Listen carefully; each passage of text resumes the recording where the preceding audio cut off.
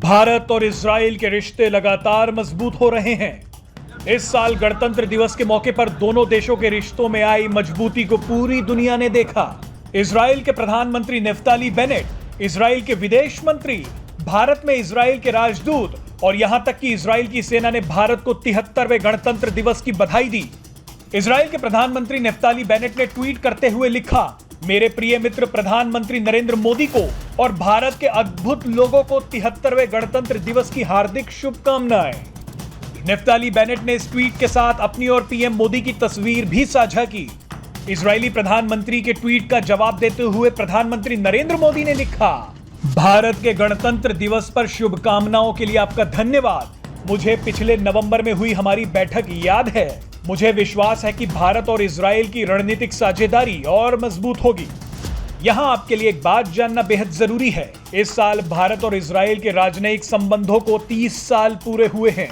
इस मौके पर भारत और इजराइल ने वर्चुअली एक लोगो भी जारी किया। माना जा रहा है कि इजरायली प्रधानमंत्री नेफ्ताली बेनेट इस साल भारत का दौरा कर सकते हैं। बताया जा रहा है कि प्रधानमंत्री नेफ्ताली बेनेट के साथ इजरायली अधिकारियों का एक बड़ा प्रतिनिधि मंडल भी भारत आएगा। नेफ्ताली बेनेट को भारतीय विदेश मंत्री एस जयशंकर ने पिछले साल भारत आने का न्योता दिया था। नेफ्ताली बेनेट के भारतीय दौरे से दोनों देशों के रिश्ते और ज्यादा मजबूत होने की उम्मीद है। आपको याद दिला दें कि भारत ने 1950 में इजराइल को आधिकारिक रूप से मान्यता दी थी। हालांकि दोनों देशों के बीच राजनयिक संबंध 1992 में स्थापित किए गए थे। भारत इजराइल के सैन्य उपकरणों का एक बड़ा खरीदार है। एक रिपोर्ट के मुताबिक भारत इजराइल का 10वां सबसे बड़ा व्यापार भागीदार भी है। मार्च 2020 में भारत ने इजराइल के साथ 880 करोड़ रुपए का एक रक्षा सौदा किया था। इस रक्षा सौदे में भारतीय सशस्त्र बलों के लिए 16,000 से ज्यादा लाइट मशीन गन खरीदने का ऑर्डर दिया गया।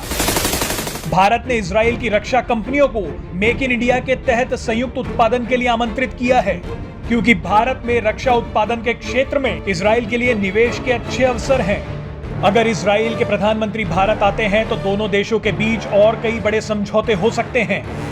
बहरहाल आपको याद होगा कि प्रधानमंत्री नरेंद्र मोदी ने ग्लासगो में इजराइल के प्रधानमंत्री नेफ्ताली बेनेट के साथ द्विपक्षीय वार्ता की थी। इस दौरान इजरायली प्रधानमंत्री नेफ्ताली बेनेट ने पीएम मोदी की तारीफ करते हुए कहा था कि आप इजराइल में सबसे लोकप्रिय व्यक्ति हैं। उन्होंने हंसी मजाक में पीएम मोदी को अपनी पार्टी में शामिल होने का निमंत्रण भी दे दिया।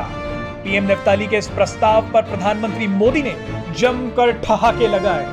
I told you, you're the most popular person in Israel. Thank you. So join my party.